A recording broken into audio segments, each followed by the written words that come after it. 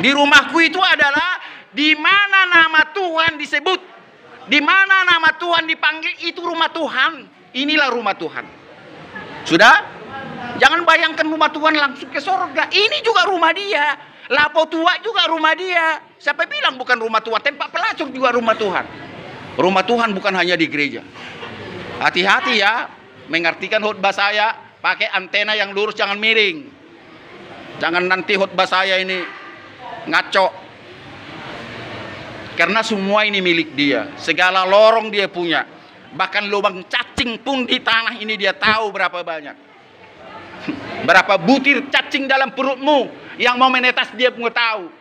Segala sesuatu dari dia, oleh dia, untuk dia. Jadi nggak ada rumah iblis. Nggak ada iblis mencipta rumah. Dia hanya menumpang. Sama dengan saudara. Amin. Tidak akan pernah ada yang tenang dan damai di rumah Tuhan. Jadi saudara-saudara, apabila dalam ibadah damai sejahtera, berarti Anda tidak tipu-tipu ya. Amin. Tidak tipu-tipu. Kau kasih hatimu yang kudus. Kalau Anda pergi ke tempat ibadah dengan tipu-tipu, dengan semua emas di kanan kiri tanganmu, di leher, di kuping, di apa, bahkan di hidungmu, menunjukkan kau diberkati, itu semua tipu-tipu.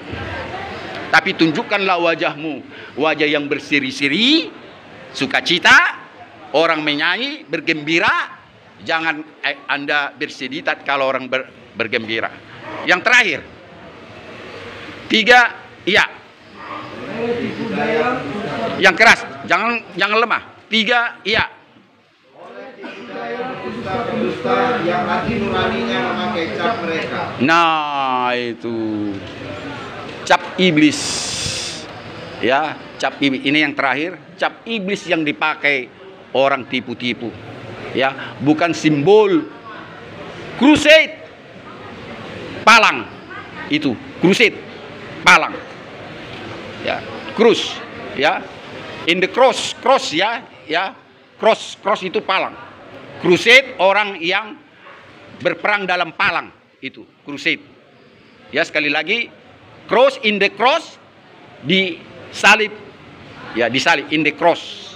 Ya, itu dari saya. Dan saya ingatkan tadi Mazmur 1 itu, saya jangan lupa apa dikatakan di situ. Ya, anak-anak ayat di situ. Berbahagialah orang yang tidak menuruti nasihat orang fasik, dan yang tidak berdiri di jalan orang berdosa, dan yang tidak duduk dalam kumpulan orang-orang pencemooh, tetapi yang kesukaannya Taurat firman Tuhan yang merenungkan siang dan malam. Mereka seperti pohon yang ditanam di tepi aliran air, menghasilkan buah pada musimnya, dan yang tidak layu daunnya, apa saja diperbuatnya berhasil. Tidak demikian orang fasik, mereka seperti debu yang ditiup oleh angin. Karena itu orang fasik tidak tahan dalam penghakiman, dan orang fasik tidak tahan dalam kumpulan orang-orang benar.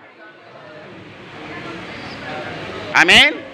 Kalau saya bisa bikin kayak gitu, kenapa saudara tidak bisa? Tadi malam saya bilang gitu sama istri dan anak-anakmu. Banyak sampai hampir 100 ayat itu. Begini semua. Itu karena saya cinta Tuhan. Enggak saya baca pun keluar. Ada Tata di situ. Saya bilang begini. Tata, dulu ingat enggak sebelum zaman HP? Ya kan? Pakai surat kami menyatakan cita, ketawa deh. Dia ingat. Terus suratnya di mana bikin Tata? Saya bilang di dompet, katanya. Coba. Memang di dompet dibaca, di dompet dibaca. Ya, itulah zaman kami dulu. Kalau zaman mereka enggak lagi lah. Sekarang sudah zaman HP. Itulah artinya kalau kita mencintai Dia, pastilah kita rindu siang dan malam merendungkan firman Tuhan. Amin. Silakan Pak Pardidi.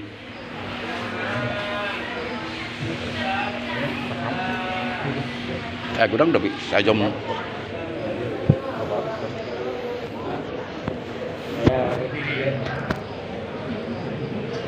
Halo. Kami hadir di sini.